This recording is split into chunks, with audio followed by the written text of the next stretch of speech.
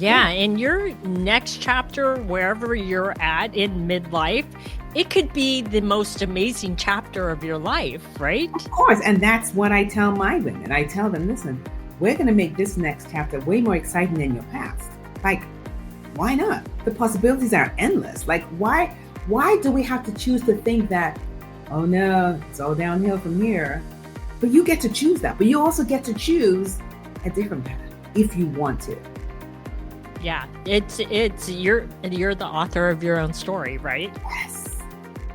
Hey there, it's Suzanne Oshima, life coach for women in midlife, and your fellow sister on a mission to empower and inspire you through the twists and turns of midlife. I'm here to help you transform it into your best life with the Life is Now, Do It While You Can podcast. We only get one life, so let's make it count, and I'm super excited to dive into this new journey together. Welcome, everybody, to the Life is Now, Do It While You Can show. I'm Suzanne Oshima, and I'm a life coach for women in midlife. And today we have a very special guest, Kwavi, and she's a life coach and author. And today we're talking about, it's not about aging gracefully, it's about aging boldly. So welcome, Kwavi. I am so excited to have you here. Thank you so much. And I'm so excited to be here. And I'm so grateful that you invited me to come on your podcast. I know. I think you're amazing. So can you first share with our audience is how did you become a life coach? All right. So I really got involved in life coaching when my husband and I, we owned a medical weight loss center many, many years ago. And when we did the program, we did this together because I really wanted to help women lose weight, especially that age of 40s. They noticed, body was changing. They were doing the same things we were doing before, and it wasn't working. And so it was a physician-approved weight loss center. But what I noticed that for a lot of the women, they became very dependent on the appetite suppressants.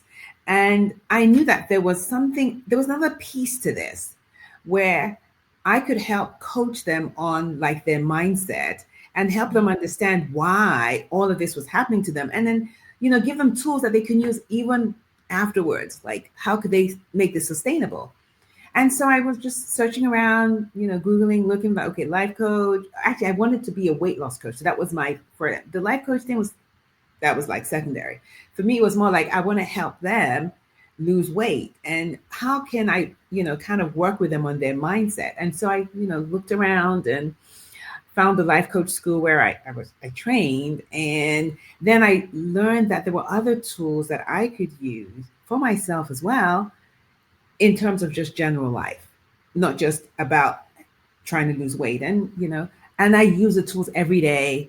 I mean, it's just being a life coach is just like one of the amazing things I have done for myself. And I've used it to help my clients, family, friends, and so just love it.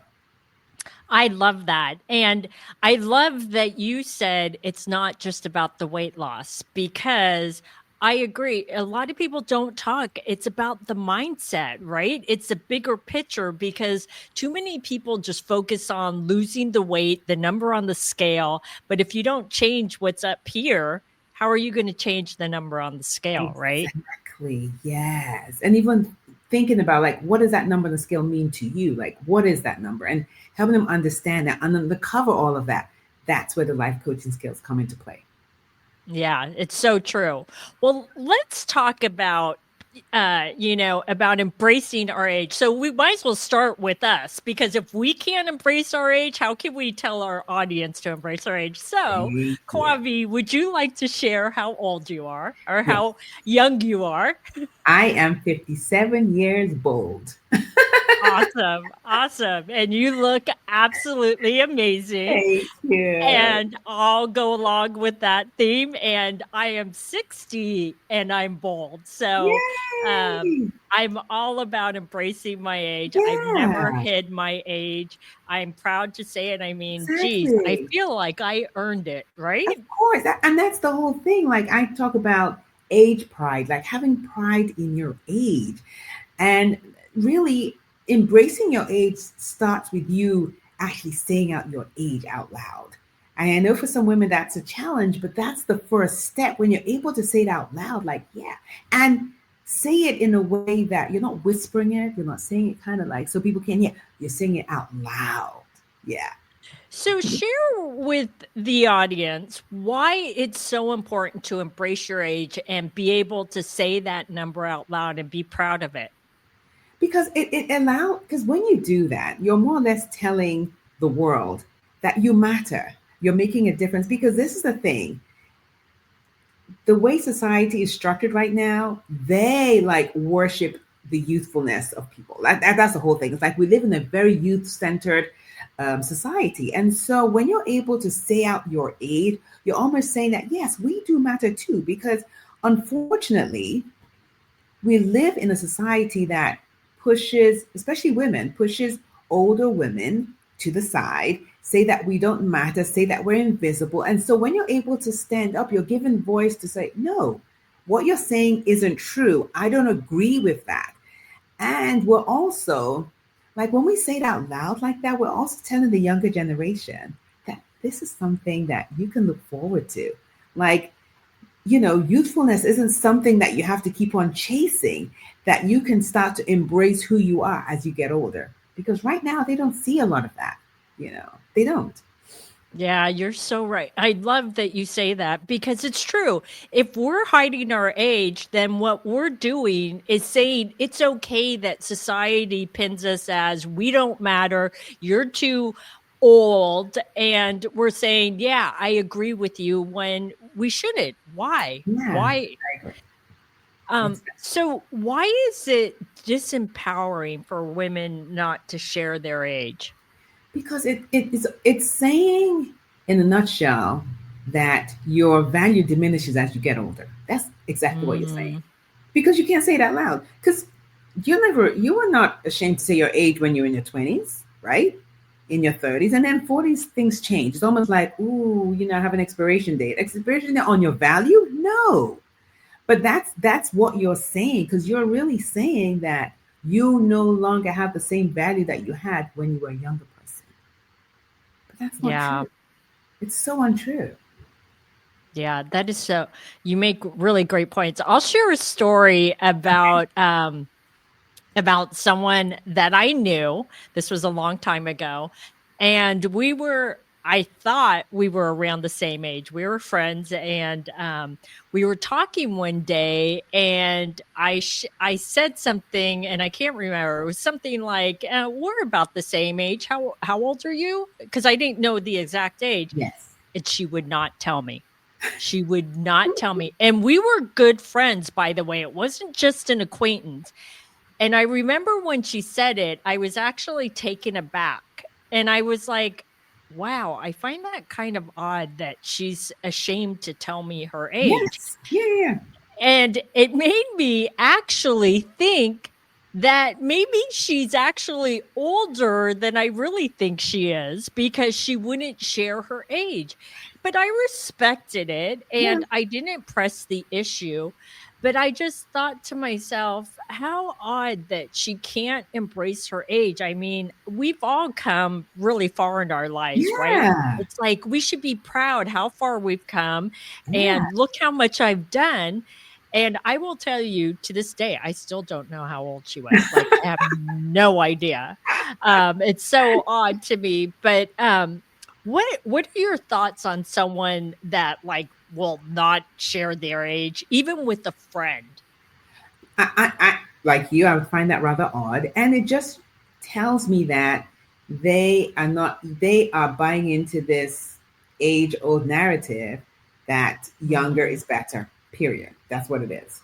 Because if you can't say your age out loud, like what are you hiding? Why are you hiding that? It's Yeah. your age. You own that. Like own your age.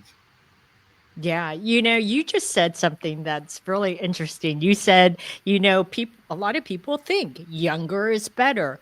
Oh But I yes. would love to know, Kwavi, Yeah. how for you in your life is being older better than when you were in your 20s and 30s? Well, first of all, I'm so much wiser. I've done so much. I'm way more confident than I was in my 20s and 30s. I'm like, why wouldn't I want to embrace why wouldn't I want to shout my age, for everyone to hear? Like for me, this is I've earned this. I've come Mhm. this far. And I have so much more wisdom. Like, why wouldn't I? It's really baffling and that's why even when because I do a lot of posts on Instagram and TikTok, and whenever I do that, the first thing I put up there is I am this. I put my age first, so that people like no. And sometimes people are like, "Oh, you always put your age." I'm like, "Yeah, I put my age because I want people to realize that my age is not something I want to be ashamed of." And in a way, it's almost encouraging other women to be more open about their age. Yeah. Yeah, it's truly about we as women standing in our power and being proud of it and saying, "This is what I am." And you know what? If you don't like it or you think whatever about my age, that's on you. That's not on me, It. right? Oh yeah, it's not. It's not. It's them. And but I'm hoping that things are changing. Like people are beginning to see that women in their 50s and beyond matter. We do have value. Our value does not diminish because we're getting older. And I'm hoping the message, I mean, it's slowly, it's taken, it's a slow pace, but I think it is changing. Yeah, I agree. I agree. I really feel like it is. I feel like we're in a different narrative, Yes. but it's also about us embracing our age. So, for a woman like my friend that shared with you, who wouldn't share her age, and but who is on the fence now because they're hearing, you really need to embrace your age and really stand in your power as a woman, and she's like, "Yeah, I kind of really want to do that, but." I feel funny doing. So, what are some things that a woman can do to really start embracing her age if she's feeling like, I don't want to do this? I think one of the things really is asking yourself why. Why are Mm, you choosing to think that you can voice out your age, like out loud? Like, what is the reason? I mean, because that's important for yourself. Because maybe there is a part of you that feels, whether it's this age old belief that people say, oh, it's not polite to ask a woman her age. And that too, I disagree with completely. Like, who came up with that? Like, who came up with that? Oh, you can't ask a woman her age. It's impolite. Impolite in what? It's just her age. It's her age. It's not, you're not asking her for her, her personal details. Like, really. right. Your But social security also, number. thank you, or account number, none of that, or her, home address. So for me, Mhm. it's really awesome because, from coaching, that's one of the things that I really believe in is asking questions, like really asking yourself, why are you choosing to think that you can't voice your, like, what is really stopping you? Like, what's the reasoning behind it? Because from there, we'll be able to figure out, okay, is it because maybe growing up, like I've had people tell me that when they grew up, they're like, I remember a guest I had on one of my shows, she said her mother had actually told her that 40, after 40 is all downhill. Like, make sure you get married, make sure you do all these things because after that, it's all downhill. And so that's what she had. That's for her, it was like, okay, after 40, I can't really do anything anymore. I can't say my age. I can't do any of that because once I hit 40, no one takes me seriously anymore. Like, I mean, and so we don't know. I don't know the experience that they've had that has now made them feel, oh, I can't say my age. It's not something, it's not something we do. It could be a number of things, but being able to really ask yourself the question, like, why? Like, why is this difficult for you? Why is this challenging for you? What's the reason why you think you can't do it? Yeah. Oh my gosh, that's a really great point because we don't know where someone's come from, right? No, no. Their backstory. But when you were talking about that person that felt like life starts to go downhill at 40, the first thought that popped into my mind was, "Oh my God, my life began at 40." Like I See? felt like I really started to live my life. And like you said earlier, I just felt like I was so much smarter and wiser. Like in my 20s, I was clueless. I thought I knew everything, but I was clueless. Yeah, So it's all a matter of context of it where. is. And Yeah. then also being open to see the possibilities of it could look like this, and looking like this could also be great for you. as opposed Yeah. to the way you've been looking at it in the past. Yeah, Yeah, and your next chapter, wherever you're at in midlife, it could be the most amazing chapter of your life, of right? course. And that's what I tell my women. I tell them, listen, we're going to make this next chapter way more exciting than your past. Like, why not? The possibilities are endless. Like, why do we have to choose to think that, oh no, it's all downhill from here? But you get to choose that. But you also get to choose a different path if you want to. Yeah, it's you're the author of your own story, right? Yes. Yes. So, Kwame, you have a book. You wrote a book called 50 Questions to Answer When You Reach 50. Yes. So, we can't go through all 50 questions, Yes. unfortunately, but what Yes. would you say are the top two questions women really need to ask themselves after 50? One of the questions I really like women to ask themselves is, what do you want your life to look like now that you're in your 50s? Like, what? I mean, think about the most like amazing thing you've never really thought about. Like, allow yourself to dream because most women don't dream. They don't. They just Mm, don't allow. I'm like, allow yourself to dream. What is it that, when you even think about it, it's like you almost like your heart is like racing. Like, what is that mhm. for yourself? Because I want women like to really get excited about their lives.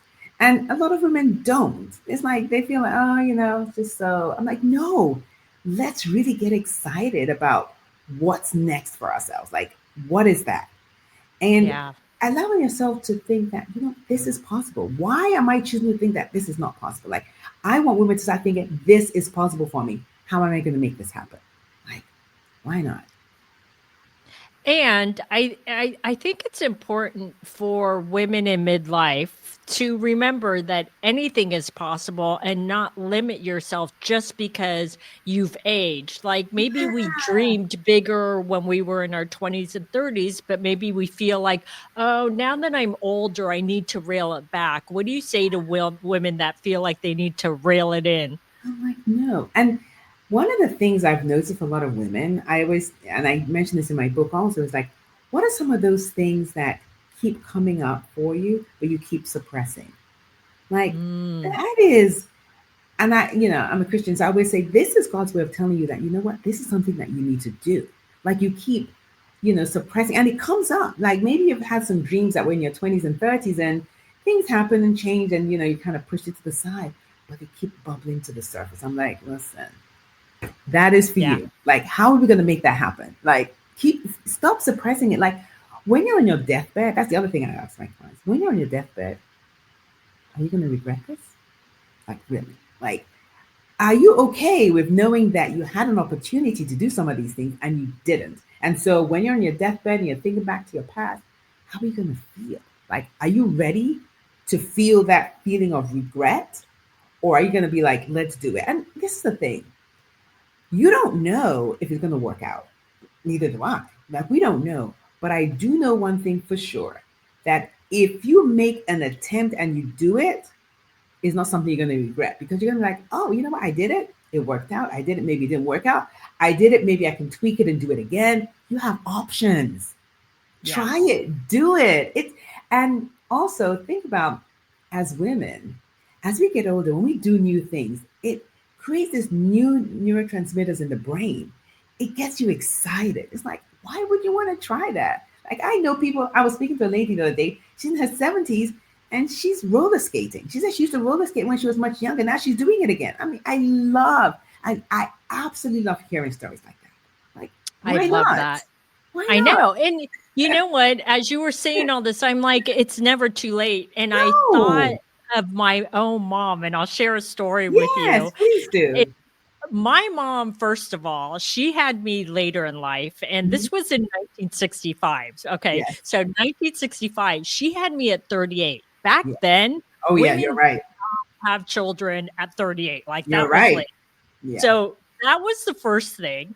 But the second thing is that, and I'm so proud. My mom is no longer here, but I'm so proud of her. Is she went Yeah. back to college in her 40s and got her Yes. master's degree in Yeah. English, and she became an ESL teacher. at City College of San Francisco and San Francisco State.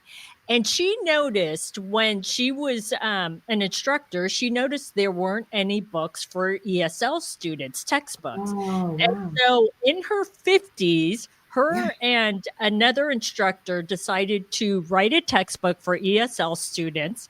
They did that. They ended up publishing like 4 textbooks for ESL students that are Wow. still published today.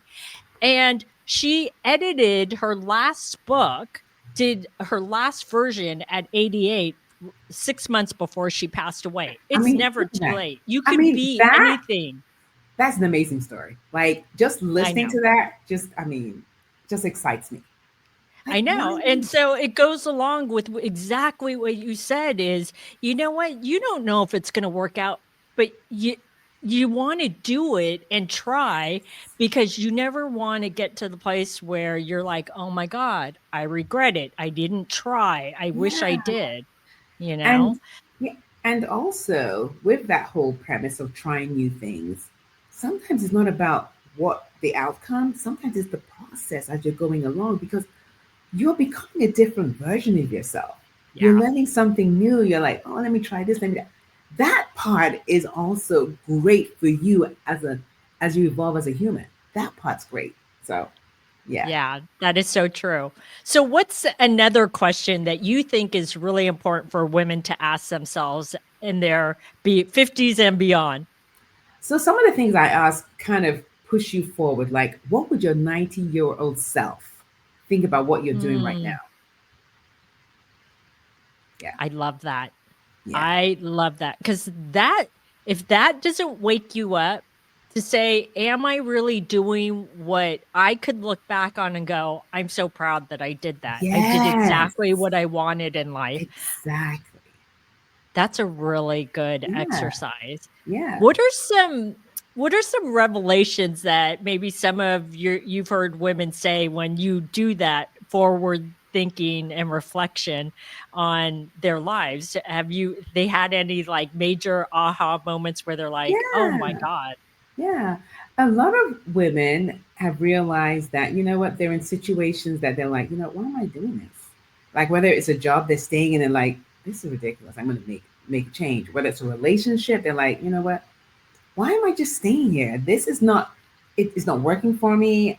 I'm just like, no. And they've moved on. And I've had a client who just said, I've always wanted to move to a different country and live.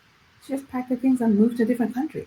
And so and can you imagine the excitement of it's like almost like they now become they were alive before that they're even more alive when you start to do things like that really excite you, right? So I mean, so many different clients and friends and family members who have done things and they're like, thank you. Like those questions, we need to ask ourselves more questions like that. Like, Yeah.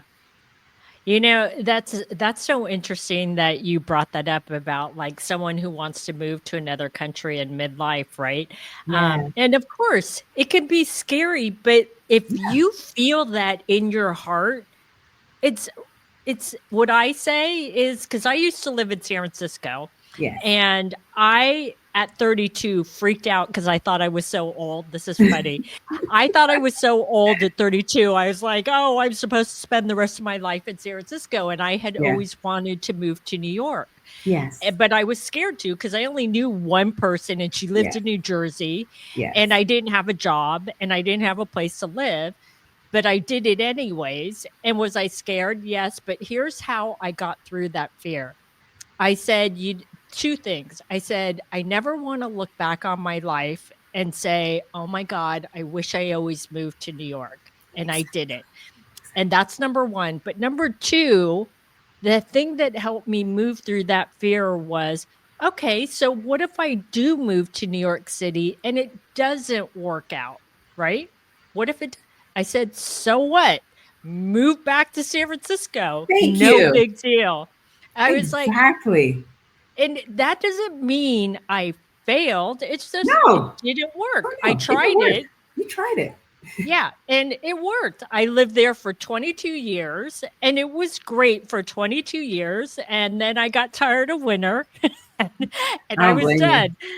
And then Exactly. I moved to California. But that's how I was able to overcome the fear. And I Yeah, literally, like I said, I knew one person, and I didn't exactly. even have a job or an apartment. I moved there with You no did job it. and no apartment, and it worked. And it worked. I mean, and we become so resilient. We find ways to become more resourceful. But Yeah.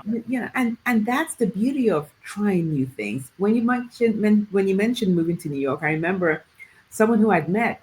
She was a physician, and she always wanted to be an actress. So in her 60s, when she retired from practicing medicine, she moved to New York to become an actress. And she went to acting school. She said most of the people there were like in their late teens, 20s. And she said it was so much fun. And she started getting roles because there were a lot of opportunities for older women that there weren't people to fill them. And so she did that for a while and then she moved back eventually because her daughter had a child and she moved to be with her grandbaby.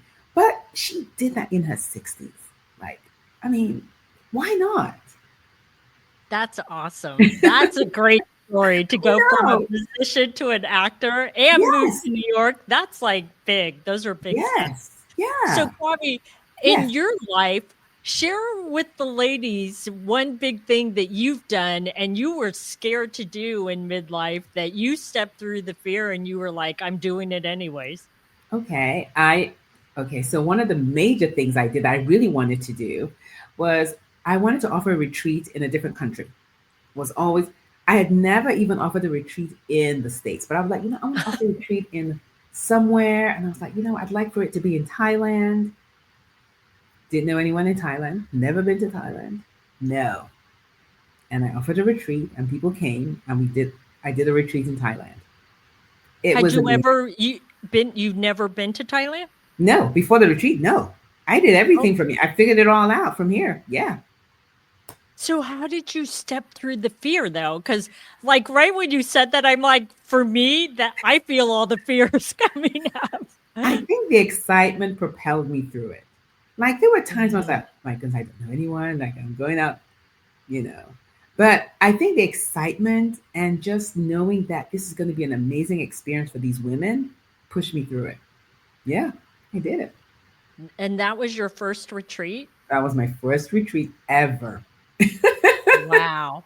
And I know, speaking of retreats, I actually noticed on your website you have your next retreat later this year, and Yeah. it's going to be in Greece, which is one of my No, in favorite Spain. Spain. countries. Spain. Oh, Spain. Spain, yes. Is I did so Greece 2 years ago. that Yes. that's awesome. Now, do you rent out a house there or what do you Yes, do? that's what I do. So whenever I do a retreat, I rent a villa because I want the women to be in the same space. I love Mm, that. So we have room, each one will have their own bedroom and bathroom. But I love the company of having everyone in the same space. yeah. And then we'll have all the activities together. I always get a personal chef so that, and then depending on the different dietary requirements from the participants, we take that into consideration. And it's just an amazing experience to have women who are ready, who have said yes to themselves, who have decided, you know what, this is for me. And you don't have the interruption of, your spouse, kids, pets, none of that. It's just folks. And for a lot of women, they've never done that before. A lot of them have never. I mean, some of them would say, I've never really packed a suitcase for myself to go somewhere. Never. It's always like maybe a family trip or maybe a business trip, but a trip Mhm. just for themselves, to focus just on themselves, hardly ever. Wow. Oh, I love that. And you're so right. When you're living in the same space for whatever it is, a week to 10 days, whatever, there's a bonding that happens Oh, with women oh, that is unlike no other. And you will be friends, I guarantee you, yes, because I've done a retreat, and yes, you will be friends with these people for life. You will. yes, yes. It happens all the time. These women end up becoming friends, Mhm. and they never knew each other prior to come. I mean, it's electric. It's hard to actually, really describe how the energy that is just like going back and forth in that space. It's amazing. That's amazing. So this has been great. So, Kwame, how can people find you? Yes, so you can find me on my website. It's www.kwavi, K-W-A, V as in Victor I.com. If this episode lit a fire in you to finally go after what you want in this next chapter, just remember, you don't have to do it alone. This journey gets so much easier and way more fun when you're surrounded by women who truly get it. And that's exactly why I created this Circle of Love Sisterhood.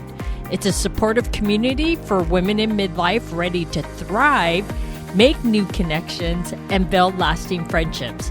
If that sounds like what you've been craving, head on over to suzanneoshima.com/waitlist and join the waitlist to be the first to know when the doors open again this fall. And I can't wait to welcome you in.